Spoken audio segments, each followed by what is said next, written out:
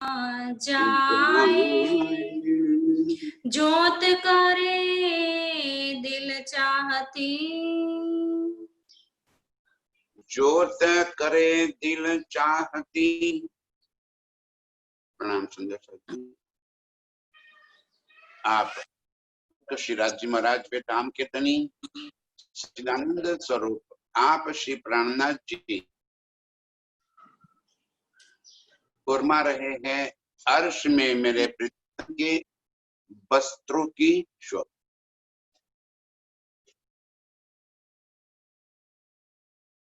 अर्श में मेरे प्रीतम के वस्त्र।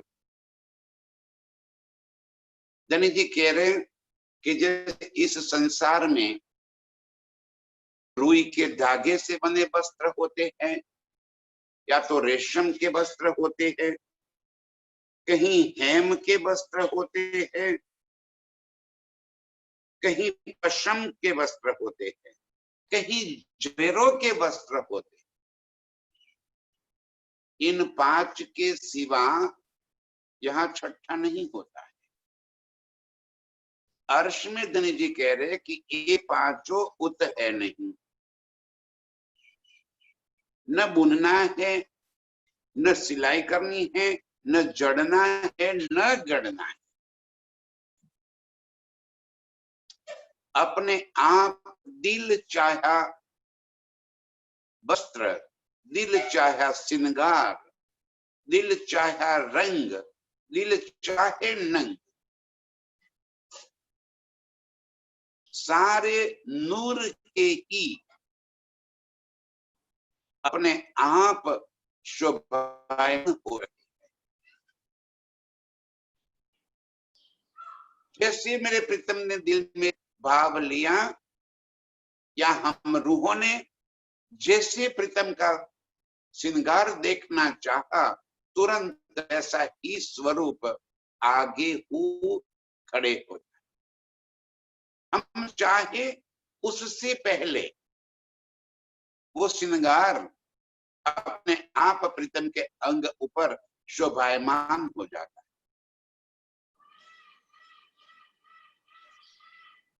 दनित जी आज हमें इजार का रंग बताए। नील रंग की इजार और घुटनों से नीचे के भाग में इतनी फीट है और जहां कांडे है गुंटी, गुंटी के ऊपर तक उसकी चुन्नट बनी होने की वजह से एक सुंदर दृश्य दिखाई देने लग जाता है। और जब सुपेत रंग का जामा ऊपर पहन लेते हैं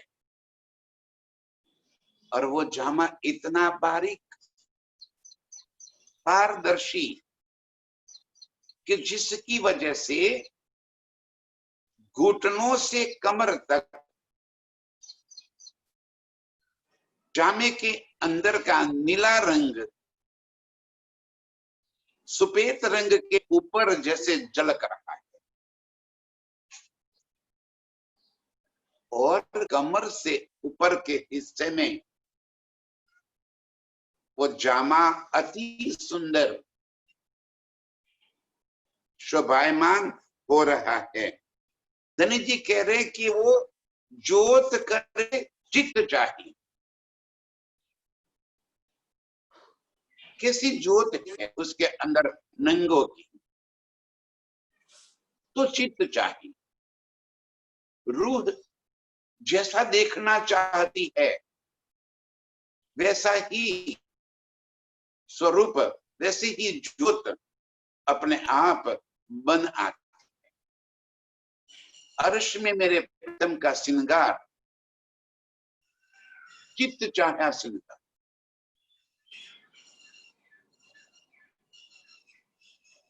चितवन में जब हम प्रीतम के स्वरूप और श्रृंगार और आभूषणों को निरखना चाहे तो वो चित्त चाहा वस्त्र, चित्त चाहे रंग, चित चाहे रंग, और उसकी ज्योत भी हम रूहों के चित्त चाही दिखाई देती है। और नरमाई, क्योंकि नूर के गुण ही तो ये है। मेरे प्रीतम भी नूर स्वरूप, हम रूहें भी नूर स्वरूप, और श्रृंगार भी नूर स्वरूप, वस्त्र भी नूर स्वरूप, जैसे उसी अंग के ही बने हुए हैं। न उतारना पड़ता है, न पहनना पड़ता है। और नूर के सारे गुण, जैसे चित्तता, नरमाई, कोमलता, सुगंधिता, तेजस्विता, सारे गुण उसी के अंदर समाये हुए हैं। तो जैसे हम हाथ लगाते हैं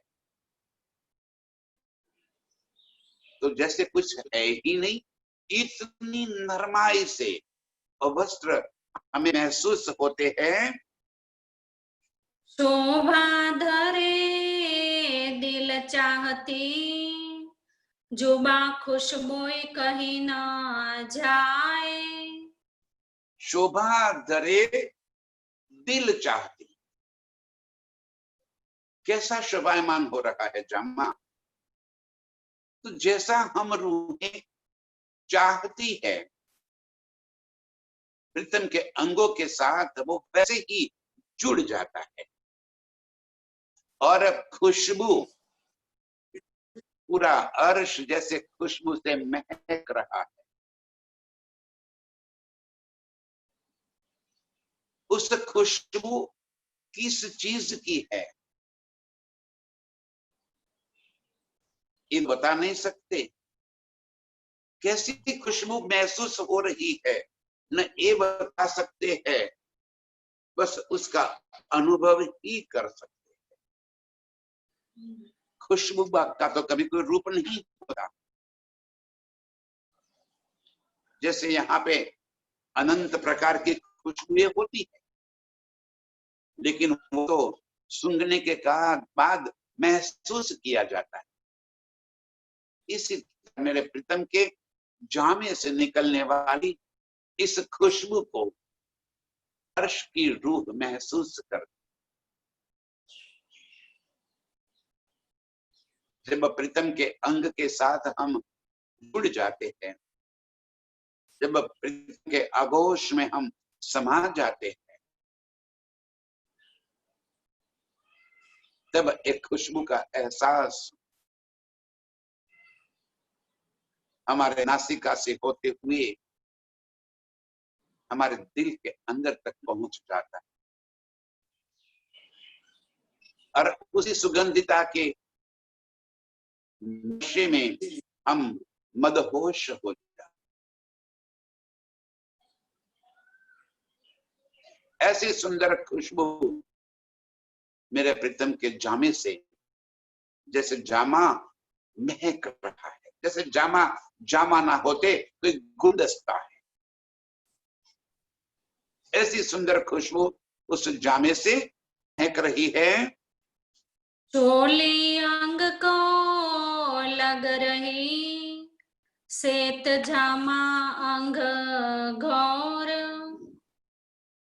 जामे का जो छाती का हिस्सा है उसे चोली कहा,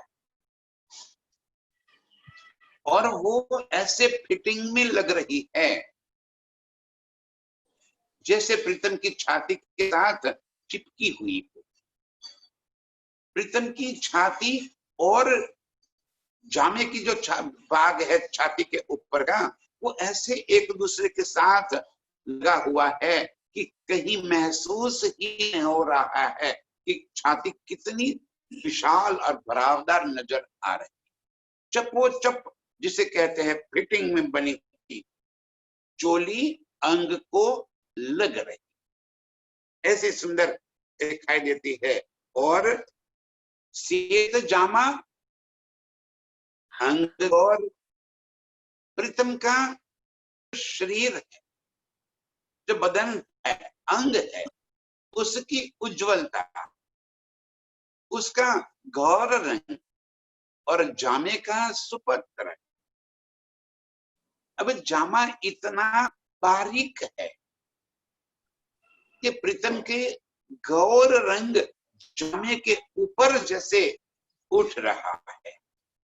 महसूस कर रहे हैं हम जामे के अंदर मेरे प्रीतम के अंग का कितना सुंदर तेजोमय स्वरूप है। उज्जवलता उस अंग की जामे के ऊपर से महसूस हो रही। जैसे यहां हम कोई बारीक कपड़ा पहनते हैं गर्मियों के मौसम में, खास करके एकदम पतला और बारीक वस्त्र जब हम पहनते हैं तो हमारे अंग को उस वस्त्र से ऊपर जैसे अंदर से दिखाई देता है। तो ये तो अर्श में मेरे प्रीतम का जामा है। वो तो इतना बारीक कि उसकी बारीकाई के बारे में हम कुछ कह ही ना सके। इतना बारीक जामा और मेरे प्रीतम का अंग उज्जवल और गौर। अब ये दोनों जब एक दूसरे के साथ मिल जाते हैं उस समय मेरे प्रीतम की छाती का भाग जो है वो उज्जवलता से भरे इतना सुंदर दिखाई देता है कि हम आशिक रूहें की नजरें वहां से हटती ही नहीं है। चीन से खुशादी दावना, ताको क्यों कर कहूँ जहूर। चीन से उसादी दावन। अब जो जामा पहना है उसका छाती तक का जो भाग है वो एकदम फिटिंग में है और पेट के नीचे का जो भाग है वो एकदम खुला और उसके ऊपर चुन्नटे बनी हुई है। चारों तरफ सुंदर चुन्नट की वजह से उसका घेर जैसे एकदम खुला दिखाई देता है। छाती तक बिल्कुल फिटिंग, ध्यान से सुंदर साथ जी। और छाती से नीचे के भाग में जो कुसाद कहा है, एक चुन्नटे बनाते बनाते बनाते चारों तरफ ऐसे बना है कि जैसे विशाल घेर बन जाती है। इतना सुंदर जामा प्रीतम के अंग के ऊपर सुहाता है और उस चुन्नटों की वजह से जैसे ही प्रीतम चलते फिरते हैं या थोड़ा सा घूम लेते हैं तो वो चुन्नटों से भरा तीरदार जो जामा है वो ऐसे हिलता है कि वहां एक सुंदर दृश्य प्रीतम के अंग का हमें नजर आ जाता है। इतनी सुंदरता।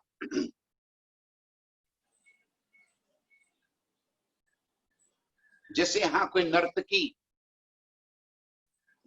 विशाल घेर वाला पेटीकोट पहन के जब नृत्य करती है और एकदम घोर घूम लेती है तो जैसे पूरा घेर चारों तरफ फैल जाता है।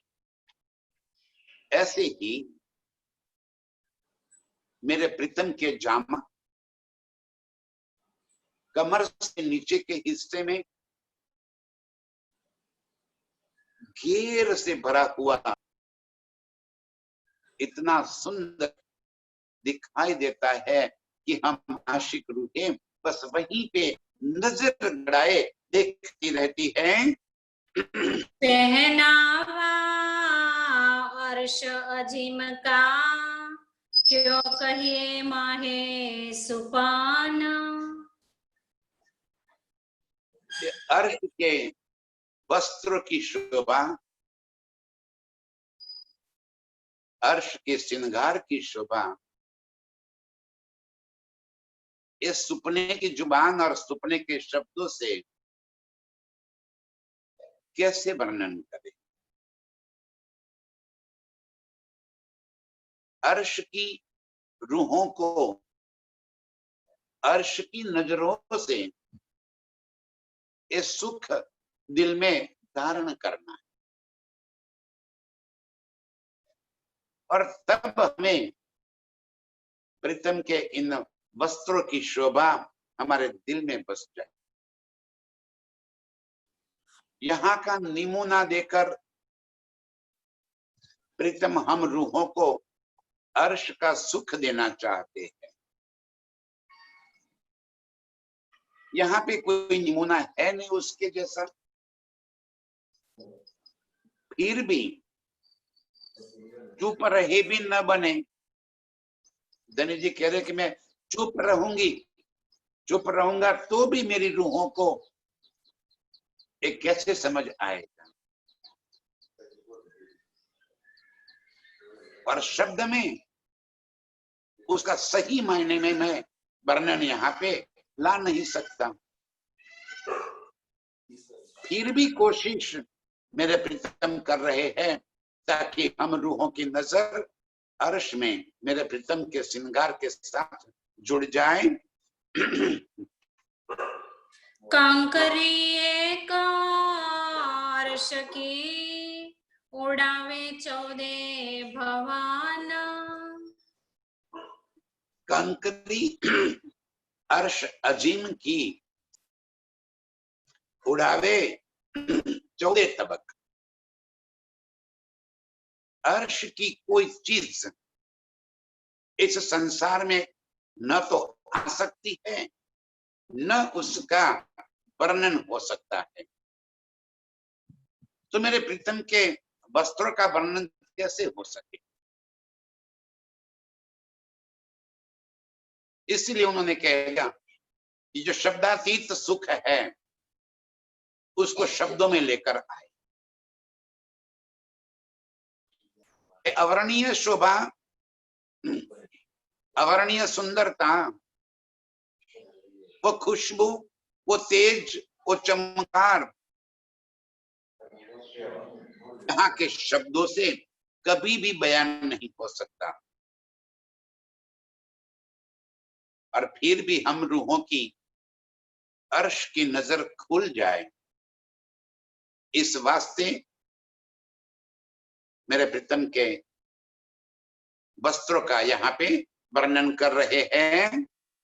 वस्त्रों में कई रंग है, सो हाथ को लगत ना है। जितने भी नंग लगे हैं सभी के रंग अलग अलग है। बस यही बात धनी हमें समझाना चाहते हैं कि नंग भी नूर के हैं, धागा भी नूर का है और बस्तर भी नूर का है। और इस वास्ते जहां हमें कोई और अधिक सुंदरता नजर आई और हम वहीं पे हाथ लगाते हैं तो जैसे कुछ है ही नहीं। बिना बस्तर के, बिना कुछ भी पहने जैसे हम रूहें चाहते हैं वैसी ही शोभा हमें अनुभव में जाती है, दिखाई देने लगती है, वैसी ही सुंदरता हमारे दिल के अंदर बन जाती। लेकिन जब हाथ लगाने की कोशिश करते हैं, हाथ फिराते हैं तो वहीं पे कुछ भी हाथ को लगता नहीं है। और भी हाथ को लगे नहीं, जो झवेर वस्त्रों माहे। उन वस्त्रों के अंदर जो जवेरात को लग रहा है कि उसके ऊपर लाए हुए, काए हुए, टांके हुए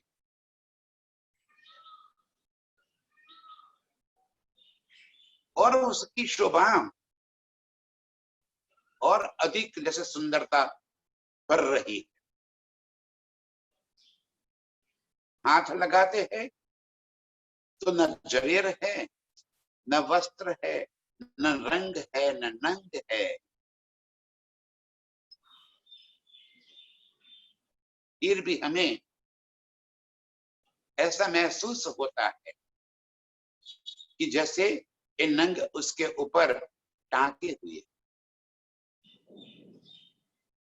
जैसे यहाँ पे 3D या 4D पिक्चर चित्र हम देखते हैं, तो 3D पिक्चर देखते ही हमें यहाँ ऐसा लग रहा है कि हम जो चीज को देख रहे हैं वो मूल चीज से जैसे उपस कर बाहर निकला हुआ है, और जब हाथ लगाएंगे तब कोई चीज नजर नहीं आएगी।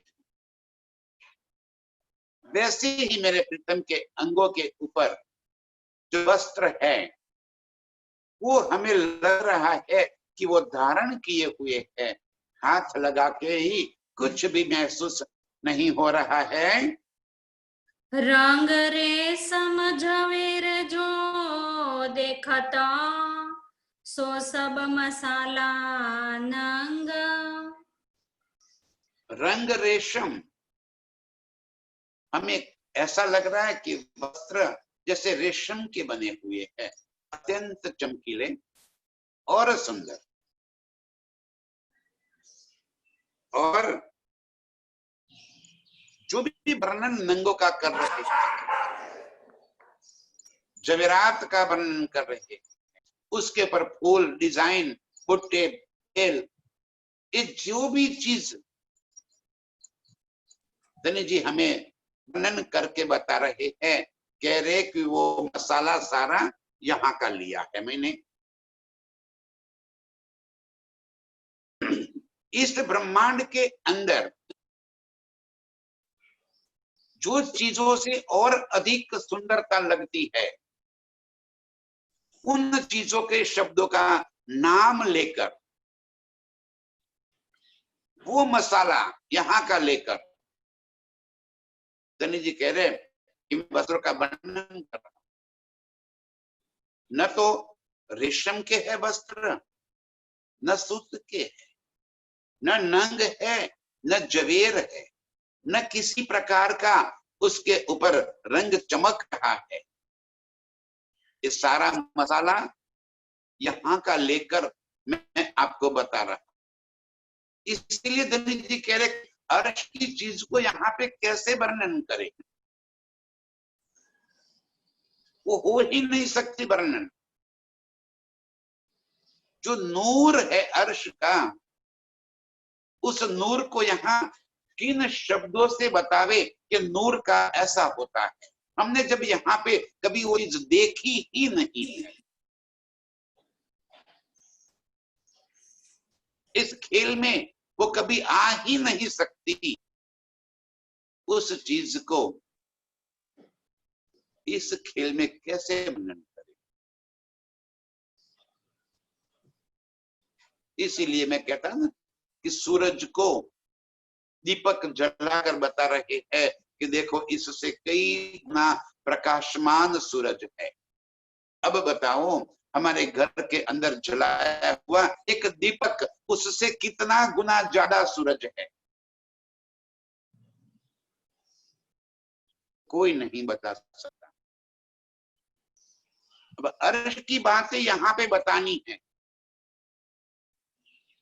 इस वास्ते यहाँ का मसाला लेकर धनी जी कह रहे।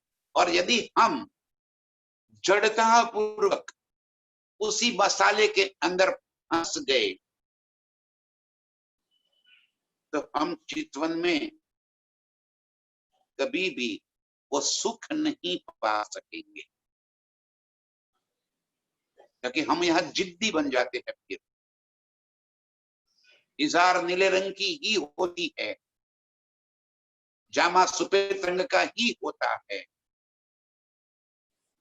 एक ही फिक्स डिजाइन का होता है, इतने ही गले में हार पहने हुए है, और इन इन नंगों के ही पहनने हम यहाँ पे जड़ता से कोई बात दिल में बसाकर यदि चिंतन करने लगेंगे तो वो चेतन स्वरूप कैसे हमारी समझ में आए। इसलिए बार बार जहां वस्त्र आभूषण या अर्श की किसी चीज का वर्णन हो रहा है तब धनी जी हमें हमेशा ये बात कही है कि ये सारा मसाला मैंने यहां का लिया। अर्श के महातों का वर्णन हो, महातों के अंदर की कोई भी चीज का वर्णन हो, प्रीतम के वस्त्र आभूषण का वर्णन हो या हम रूहों का वर्णन हो, हर चीज यहाँ का मसाला लेकर अर्श की बात समझाने की कोशिश की है।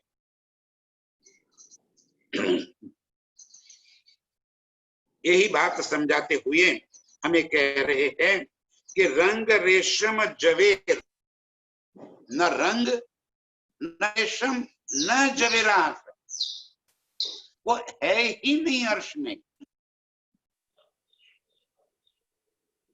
सिर्फ नूर ही नूर। और नूर ऐसा चेतन है कि जो आप जैसा आप देखना चाहे वो तुरंत वैसा ही स्वरूप अपने आप धारण कर लेता है, वो नूर है। न तो वस्त्रों की आवश्यकता है अर्श में, वहां कोई नग्नता नहीं है जो हमें छिपानी पड़े। यहाँ वस्त्र हम इसीलिए धारण करते हैं कि हमारी नग्नता को हमें छुपानी होती है। अर्श में हमारे स्वरूप ही नूरमयी है। अब इससे अधिक किन शब्दों में आपको बताऊं? जो स्वरूप है हमारा उसे और अधिक सुंदर बनाने के लिए किसी भी बाह्य चीज का अवलंबन लेना आवश्यक नहीं है, लेकिन रूह चाहती है कि मेरे प्रीतम के अंगों के ऊपर वस्त्र देखना चाहती हूं। तो जैसा देखना चाहती है रूह वैसा ही श्रृंगार मेरे प्रीतम के अंग के ऊपर तुरंत ही दिखाई दे रहा है। बाकी जितना भी वर्णन धनी कह रहे कि मैं कर रहा हूं वो सारा यहाँ का मसाला लेकर, न वहां रेशम है न कोई भी रंग है न कोई नंग या जवेर है।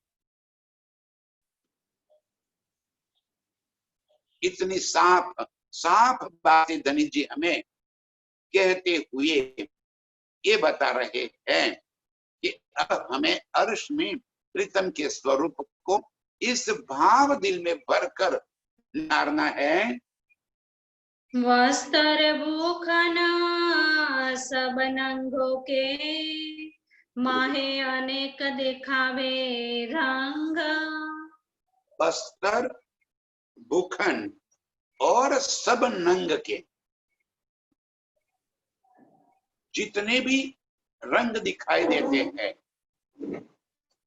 जो अनेक रंग वहां पे नजर आते हैं, वो वास्तव में वैसे नंग का नहीं है।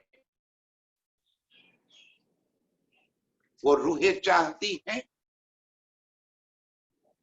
वैसा नंग वैसा रंग अपने आप दिखाई देने लगता है। हम चाहे कि इस नंग का रंग हमें लाल दिखाई दे तो वो इतना लाल रंग दिखाई देता है कि धनी जी ने उसको नाम यहाँ पे दे दिया कि जैसे वो माणिक का चमक रहा है। हमने दिल में चाहा कि ये रंग पीले रंग का चमक हो जाए, तो वो पीले रंग का चमक रहा है, और धनी जी ने यहाँ पे उसका नाम रख दिया कि वो पुखराज के जैसे चमक रहा है। अर्श में न तो पुखराज है, न माणिक है, न किसी भी प्रकार के रंग है। जैसे जवेरात का या वस्त्र का रंग हम देखना चाहते हैं वैसे बन जाता है। अब इजार नीले रंग की देखना चाहोगे तो नीले रंग की दिखाई देगी, और हरे रंग की देखना चाहोगे तो हरे रंग की दिखाई देगी, और इजार नहीं देखना चाहोगे तो बिना इजार के भी शरीर वो प्रीतम नजर आएंगे। जामा सफेद रंग का देखना चाहोगे सफेद दिखाई देगा, और किसी भी रंग का देखना चाहोगे तो उस रंग का दिखाई देगा। कोई जरूरी नहीं है कि वहां के किसी भी प्रकार के कोई रंग फिक्स हो। बस्तर भूखन सब नंगों के माहे अनेक देखावे रंग। अब हम कहेंगे ऐसा कैसे हो सकता है? हमारी नजर अर्श की ओर खुलती ही नहीं, और इस वजह से हम यहाँ की नजरों से ही वो चीज को देखते हैं। कई बेली किनार में और कई विध बेली चीना। प्रीतम के आभूषणों के किनार पे, वस्त्रों के अंदर कई प्रकार के बेल, बुट्टे, फूल, पत्ते, जैसे यहाँ पे किसी भी वस्त्र के अंदर डिजाइन बनाई जाती है, ऐसा लग रहा है कि वैसी ही डिजाइन वहीं पे नजर आ जाती है। किनार पे जैसे बेल के पत्ते लगे हुए हो, और उस बेल के ऊपर पत्ते भी लहराते हुए नजर आएंगे, पुष्प खिले हुए नजर आएंगे, बुट्टे जैसे वहां पे चेतन हर चीज नजर आएगी। वैसे मेरे प्रीतम के जामे के किनार के ऊपर इस तरह की सुंदर बेल, फूल और बुट्टे की डिजाइन नजर आती है। बीच बूटी छापे कई नकशा, इन जल की जाने जल मीना।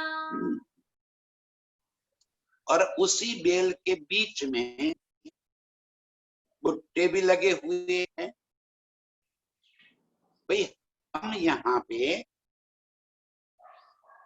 जैसे कोई सुंदर साड़ी खरीदते हैं, तो एक तो साड़ी का पोत आता है, और उसके ऊपर मन चाही प्रिंट भी करवा लेते हैं, एम्ब्रॉयडरी भी करवा लेते हैं, और उसके ऊपर नंग भी चिटका देते हैं, और उसके ऊपर छापे भी लगा देते हैं। यहाँ हर चीज बनानी पड़ती है। अर्श में जैसे हम चाहते हैं वैसे ही आगू बन आता है। तो मेरे प्रीतम के जामे के ऊपर की जो बेल है, उसके बीच में बुट्टे और कई प्रकार की नक्शकारी,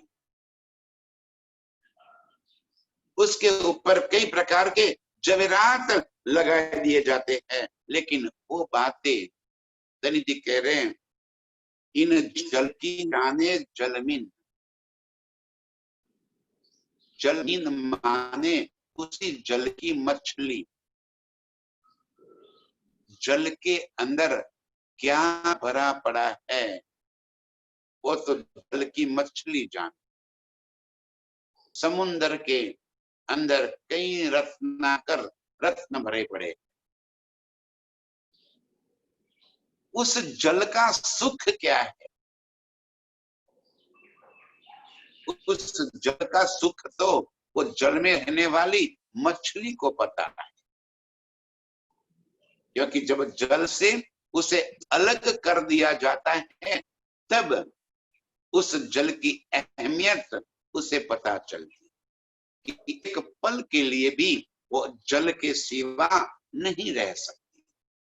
इसी तरह अर्श की जो रूहें है, वह अर्श की रूहों को ये सारे सुख ऐसे नजरों में आ जाते हैं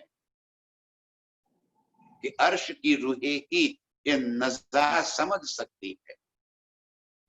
ये वर्णन हम रूहों के वास्ते ही धनी ने किया है और इस वर्णन से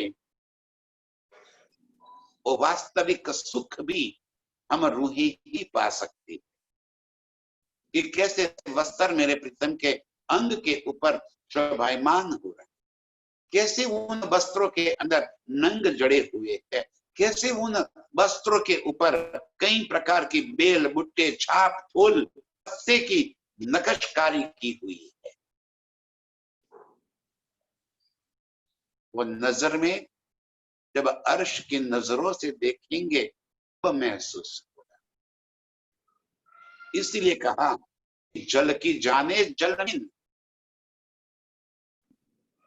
उस पानी का सुख वो जल की मछली जाने जो रात दिन उस जल के अंदर रहती है। इसी तरह अर्श का सुख वो रूहें जाने जो रात दिन अर्श में रहने वाली है। चित्तवन में वही रूहें इन सुखों का अनुभव कर पाएगी। ये वास्तविकता जो अर्श की है। अब जरा अपनी उस नजरों से एक बार प्रीतम के वस्त्र को देखने की कोशिश करो। कैसे मेरे प्रीतम के अंगों के ऊपर इज़ार शोभायमान है,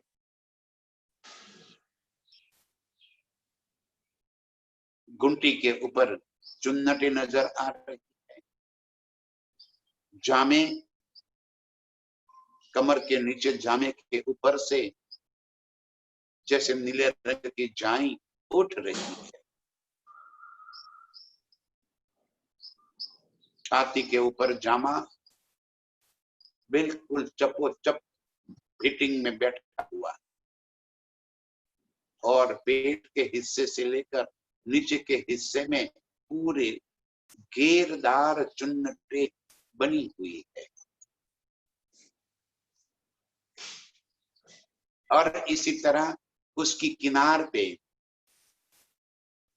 बेल की डिजाइन आई और उस बेल के ऊपर एक एक पत्तों के जैसे नक्शकारी की, कई बुट्टे छापे, कई फूल उसके ऊपर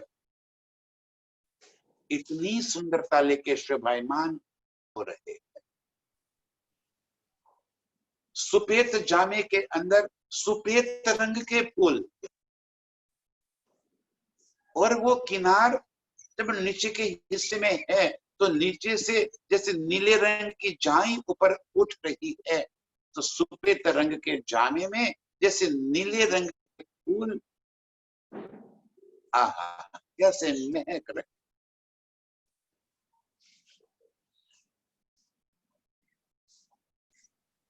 इतनी सुगंधित कई रंगों के नंग पर चमक रहे हैं। इतनी अद्भुत शोभा इस जामे की हमें नजर आती। अब इस जामे के और भी कई सुंदरता और भी कई गुण है, वो अब हम देखें। रंग कंचन कमर कस्या पटुका जो पुरान। कमर के ऊपर आज गोल्डन रंग का पटका पहना है, कभी नीलो न पीलो बीच के रंग का पटका, आज गोल्डन रंग का।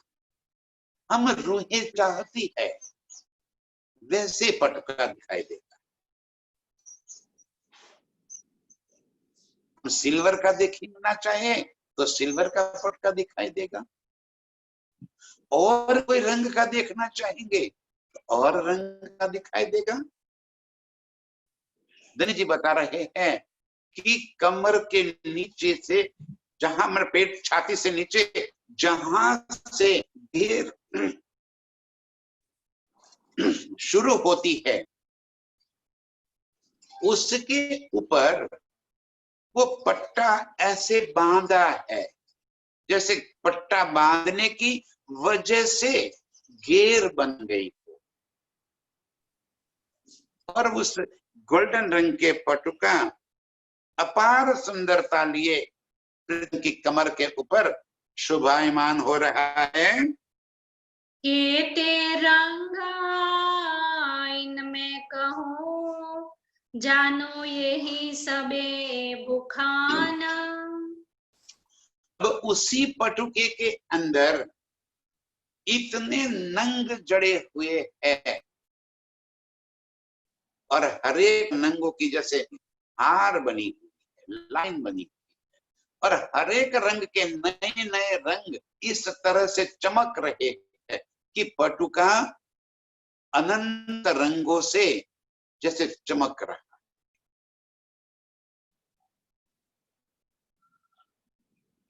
इतनी सुंदरता पटुके के अंदर ऐसे दिखाई देती है जैसे अनंत रंगों के आभूषण मेरे प्रीतम ने कमरबंद के ऊपर पहन रखे हैं।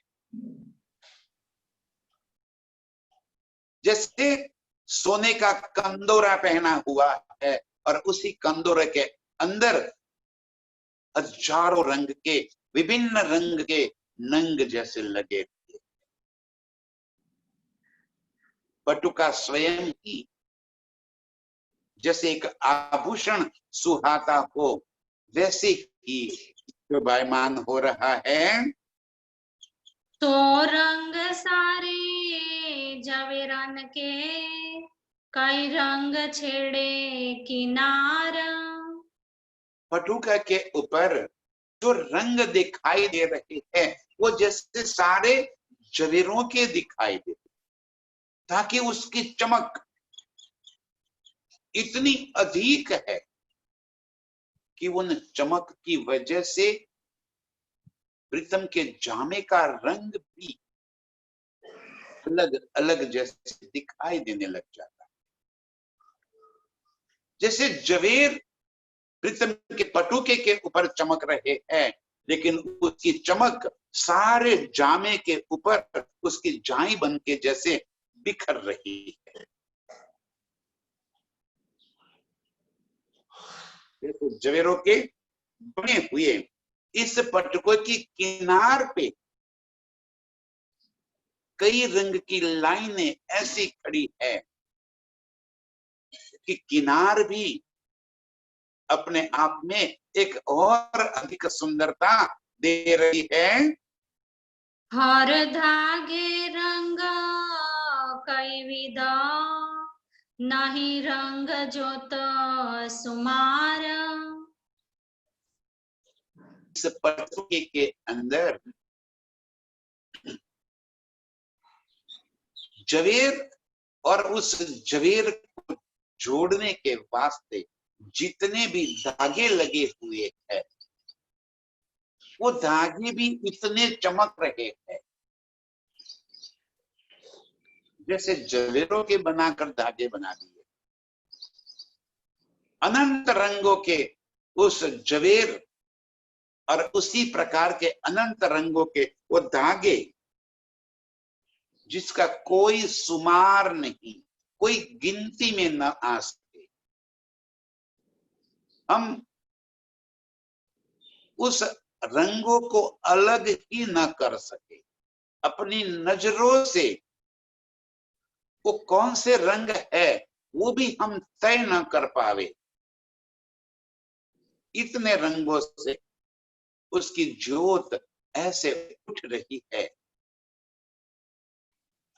कि एक जामे की वजह से और उसके ऊपर के पटुके के पहनने से प्रीतम का पूरा स्वरूप जैसे जिलहलाट करता हुआ, जगमगाट करता हुआ, कई जवेरों से चमकता हुआ इतना सुंदर नजर आता है कि हमारी नजरें वहां से हटे ही नहीं। दो बगलों के बड़े किनविद कहूँ रोशाना। अब जामे के बगलों के ऊपर दोनों कंधों से बाहर की तरफ उपसते हुए जैसे केवड़े का पत्ता होता है, जैसे जैसे यहाँ पे हम राजा महाराजाओं के जामे के ऊपर देखते हैं कि उनके कंधों के ऊपर एक कैनवास का बड़ा जैसे थोड़ा मोटा सा कपड़ा ऐसे सिलाई कर दिया जाता है जो जामे से अलग दिखाई देता हो और जामे से थोड़ा उठकर आया हुआ हो, और उसके किनार पे जैसे कई प्रकार की लटकन लटकते हुए, दोनों बगलों पे कंधों से ऊपर बाजुओं की तरफ बाहर की तरफ निकलते हुए एक केवड़े और बाहर की तरफ उन केवड़ों किनार पे लटकती हुई कई रंग जवेर की लड़ियां, और उस केवड़े के जैसे उस जामे के ऊपर कई रंग नंग जवेरात उसके ऊपर जैसे लगे हुए।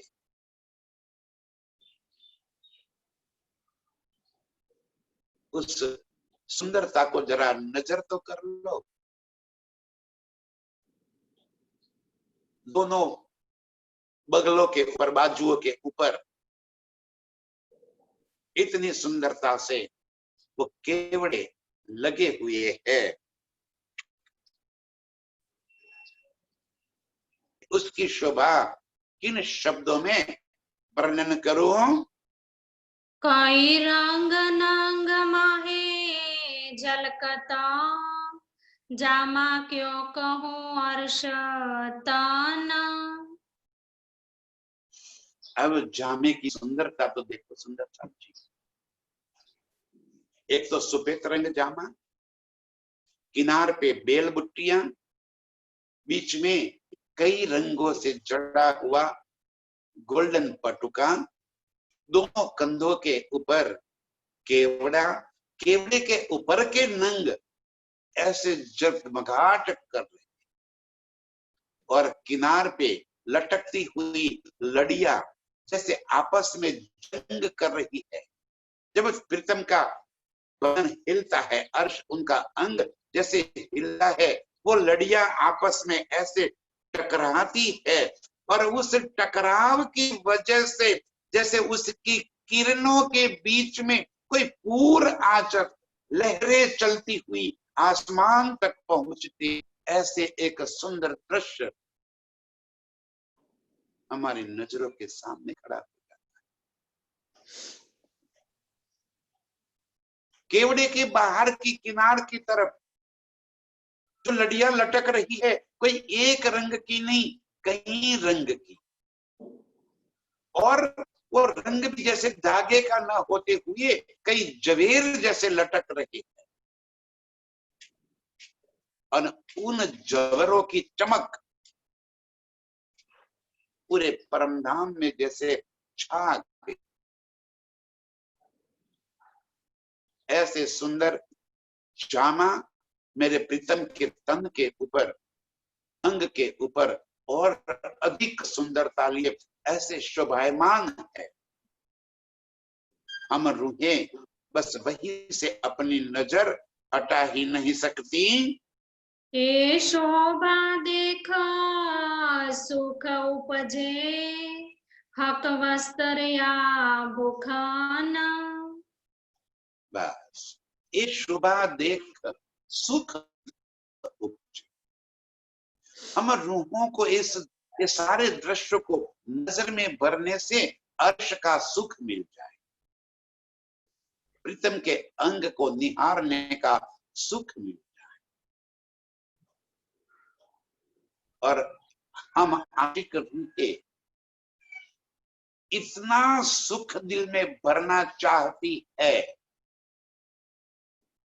जैसे कभी प्यास ही न बुझे। और इस वास्ते हम अपार तरीकों से अलग अलग ढंग से प्रीतम के वस्त्र आभूषण और उनके अंग को देखना चाहती है। और जिस ढंग से देखना चाहती है प्रीतम हमें उसी स्वरूप को दिखाते हुए हमारे सारे मनोरथ पूर्ण करते हैं। और इनकी मैं क्यों कहूँ, जो रहे तो ऊपर इना ताना। अब एक जामा हो, इजार हो, पटुका हो, केवड़े हो, नंग रंग जवेर, सारे अर्श की रूह है, सारे के सारे चेतन है। अब हमें इन जामा, इजार, पटुका, केवड़ा, रंग, नंग, जवेर को प्रीतम के अंग के ऊपर देखते ही सुख मिलता है। तो वो जामा जो स्वयं प्रीतम के अंग के साथ लग गया है, वो कितना सुख पाता होगा, क्योंकि वो भी तो चेतन है, वो भी रूह है अर्श की, जड़ थोड़े ही। वो जामा भी रूह है, पटुका भी रूह है, वो नंग भी रूह है। अब वो पटुका और जामा, वो रूह जब प्रीतम के अंग के साथ लगकर प्रीतम के अंग की शोभा बनकर निखर उठी है, वो कितना सुख प्राप्त करती होगी। और हम रूहें यही सोचती है, काश मैं भी जामा बन के प्रीतम के अंग के साथ शोभायमान हो जाऊं, मैं भी पटुका बनकर प्रीतम के कमर के ऊपर लटक जाऊं और प्रीतम की शोभा में और अधिक सुंदरता बख्श दूं। मैं भी प्रीतम की इजार बनकर उनके अंग के ऊपर सुहाने लगूं। ये सारे वस्त्र जवेर चेतन रूह होने की वजह से वो कितना सुख पाते होंगे सुंदर साथ जी, जब हम देख कर इतना सुख पाते हैं कि मेरे प्रीतम के अंग के ऊपर एक कितनी सुंदरता दिखाई दे रही है। तो जो स्वयं अंग के ऊपर लगे हुए हैं और सुंदरता दे रहे हैं, उनका सुख तो सोचो कि वो जामा कितना सुख पाता होगा। काश हमारी नजर खुल जाए और हम इस सुख में डूब जाए। ये चितवन है सुंदरता, ये वास्तविक चितवन, कि हम प्रीतम के अंग के ऊपर के एक एक बारीक से बारीक नंगों को महसूस करें। जी भर के वो सुख हम अपने आत्म को पहुंचावे।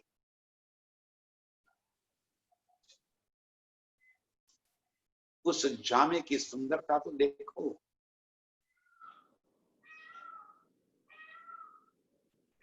कैसे मुस्कुरा रहा है। जो सुख उसे मिल रहा है वह आनंदित होते हुए अपार शोभा वो स्वयं ही लेकर बैठा हुआ है। गिरवान दो देखता अति सुंदर अनुपम। उस जामे को गिरदवान गले से जैसे प्रीतम के अंग के ऊपर वो कांस होती थी, अब बटन आ गए। पहले यहाँ पे उसी कपड़े का कांस बंधी थी और कांस बांधी जाती थी। तो जो गिरदवान है प्रीतम के गले के जामे का जो गिरदवान है, और गिरदवान में यहाँ कंधे के पास में जब वो गांठ लगती है और एक थोड़ी नीचे की तरफ गांठ लगती है, और उस गांठ लगने से जामा जैसे प्रीतम के अंग के ऊपर चपोचप बैठ जाता।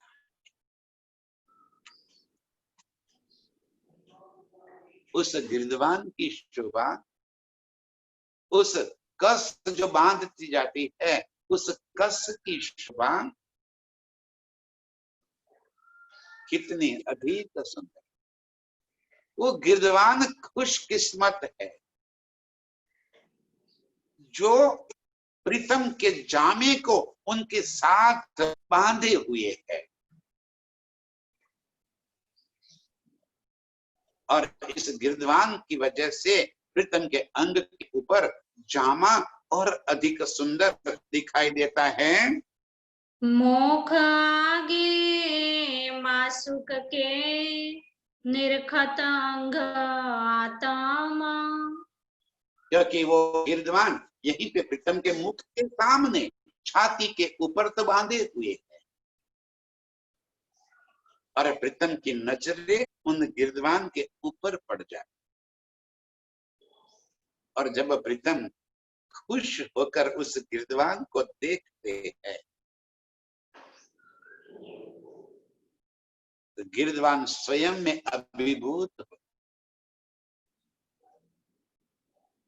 वो चेतन गिरदवान जैसे अपने आप में ऐसा महसूस कर रहा है कि वाह मेरे प्रीतम कितनी प्यार भरी नजरों से मेरी तरफ देख रहे हैं, क्योंकि एक गिरदवान की वजह से जामा प्रीतम के अंग के ऊपर सुंदर शोभाएं हो रहा है, शोभा दिखाई देता। एक गिरदवान मुख के आगे होने की वजह से और भी अधिक सुख प्राप्त कर लेता है। बातें करे सलोनिया मासुक सलोने मोख। अब ऐसे सुंदर दिखने वाले मेरे प्रीतम अपने सलोने आकर्षित मुखारविंद से जब हम रूहों के साथ मीठी मीठी बातें करते हैं तो और सलोने लगते हैं और प्रिय लगते हैं। अब देखो मेरे प्रीतम एक तो स्वयं में इतनी सुंदरता है बड़ी, और अब जब अंग के ऊपर जामा, पटुका, इजार और इन सब की वजह से सुंदरता में जैसे चार चांद और लग गए। और ऐसे ही जब हम प्रीतम को निरख रहे हैं तब प्रीतम हमसे मीठी मीठी बातें, एक तो अति सलोना, सलोना माने बहुत प्यारा, बहुत प्यारा मुख है, और जब उस मुख से मीठे प्यार भरे शब्द निकलते हैं तब हम रूहे वारी वारी जाते हैं, कुर्बान रहते। सलोने मुख से, सलोने शब्द से तब प्रीतम हमसे मीठी मीठी बातें करते हैं, तब हमें वो सुख इतना मिलता है कि उन सुख की मैं बात न कर सकूं। नैन सलोने रस भरे, कई देता आसी को सुख। और इसी तरह मेरे प्रीतम के नैन इश्क का सागर जिसमें अंदर समाया हुआ है, उस नैन, वो नशीले नैन, वो कजरारे नैन, वो अनियारे नैन, जिन नैनों से इश्क की जैसे नहरें चल रही है और पलक झपकाते हुए जब प्रीतम प्यार भरी नजरों से मेरे सामने देखते हैं, तब प्रीतम की नैनों के अंदर भरा हुआ सारा इश्क, सारा प्यार मुझ में समा जाता है। इस सुख में किनको कहूं, जो रसीले मुख से निकलते हुए शब्दों का रस और नैनों से बहते हुए इश्क का रस मेरे दिल के अंदर आकर समा जाता है। वो सुख की मैं क्या कहूं, जब प्रीतम के संग बैठकर, प्रीतम के संग खेलते हुए, लीला करते हुए,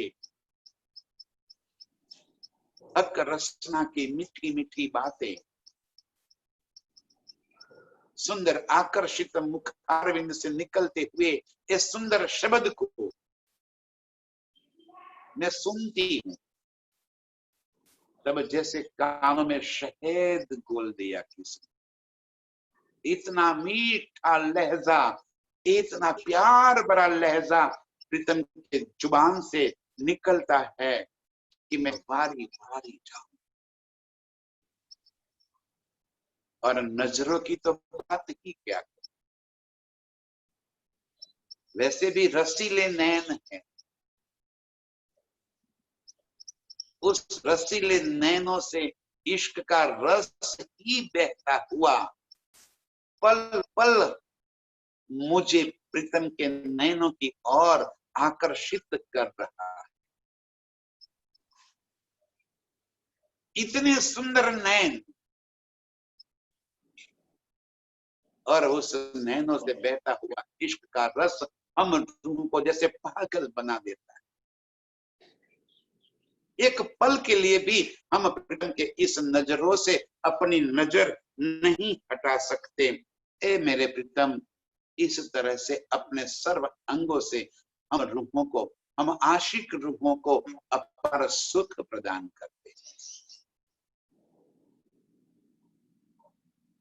बस चितवन से प्रीतम के वस्त्रों का, अंग का, श्रृंगार का, जुबान का, नैनों का सुख लेने वाली इन सभी रूहों के चरणों में मेरा कोटि कोटि प्रणाम। प्रणाम। काई देता आसी